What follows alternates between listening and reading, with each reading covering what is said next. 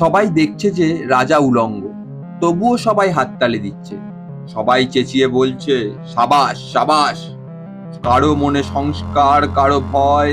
কেউ বা নিজের বুদ্ধি অন্য মানুষের কাছে বন্ধক দিয়েছে, কেউ বা পরান্নভোজী, কেউ কৃপাপ্রার্থী, উমেদার, প্রবঞ্চক। কেউ ভাবছে রাজবস্ত্র সত্যিই অতীব সূক্ষ্ম, চোখে পড়ছে না যদিও, তবুও আছে, অন্তত থাকাটা কিছু অসম্ভব নয়। গল্পটা সবাই জানে, কিন্তু সেই গল্পের ভিতরে শুধুই প্রশস্তি বাক্য উচ্চারক কিছু আপাদমস্তক ভীতু ফন্দিবাজ অথবা নির্বোধ স্তাবক ছিল না। একটি শিশুও ছিল, সত্যবাদী, সরল, সাহসী একটি শিশু। নেমেছে গল্পের রাজা বাস্তবের প্রকাশ্য রাস্তায়। আবার হাততালি উঠছে মুহুর্মুহু, জমে উঠেছে স্তাবক বৃন্দের ভিড়।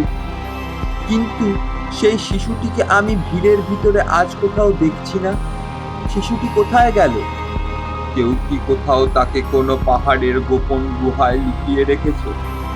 নাকি সে পাথর, ঘাস, মাটি নিয়ে খেলতে খেলতে ঘুমিয়ে পড়েছে কোনো দূর নির্জন নদীর ধারে, কিংবা কোনো প্রান্তরের গাছের ছায়ায়? যাও, তাকে যেমন করেই হোক খুঁজে আনো।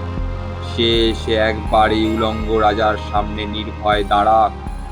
সে একবার এই হাততালির ঊর্ধ্বে গলা তুলে জিজ্ঞাসা করুক, রাজা, তোর কাপড় কোথায়?